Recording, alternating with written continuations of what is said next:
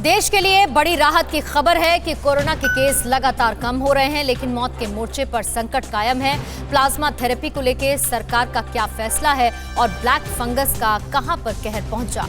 Corona से जुड़ी खबरें देखिए टॉप 9 कोरोना से जान।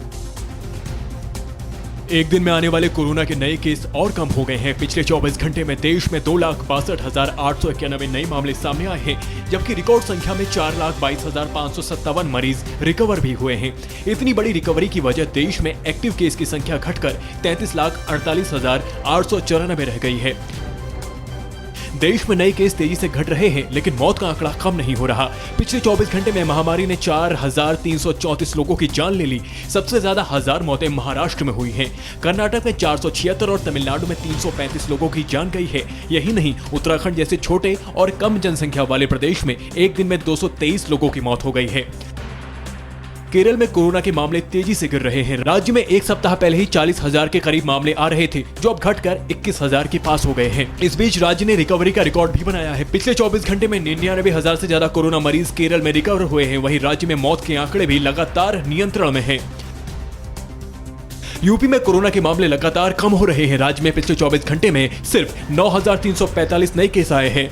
इस दौरान 23,000 से ज्यादा मरीज रिकवर भी हुए हैं। हालांकि यूपी को कोरोना से होने वाली मौतों पर अभी भी काबू पाना है। पिछले 24 घंटे में यूपी में 271 लोगों की मौत महामारी से हो गई। दिल्ली को कोरोना से बड़ी राहत मिली है। राज्य में पॉजिटिविटी रेट सिंगल डिजिट में आ गया है। वहीं 24 घंटे में 4,524 नए केस आए हैं, जो कि 5 अप्रैल के बाद सबसे कम है।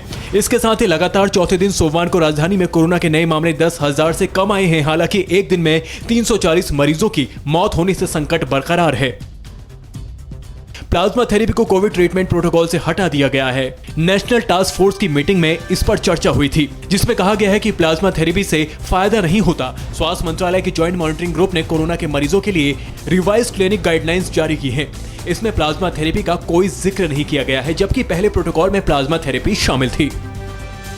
प्रधानमंत्री मोदी कोरोना के हालात को लेकर देश के 19 राज्यों के मुख्यमंत्रियों और उन राज्यों के 100 जिलाधिकारियों से वीडियो कॉन्फ्रेंसिंग के जरिए संवाद करेंगे। ये संवाद 2 अलग अलग समूहों में आज और 20 अप्रैल को होने हैं। प्रधानमंत्री आज 9 राज्यों के 46 जिलों के कलेक्टरों से बात करेंगे। इस दौरान उन राज्यों के मुख्यमंत्री भी मौजूद रहेंगे, जबकि 20 मई को देश के 10 राज्यों के 54 जिलाधिकारियों के साथ पीएम मीटिंग करेंगे।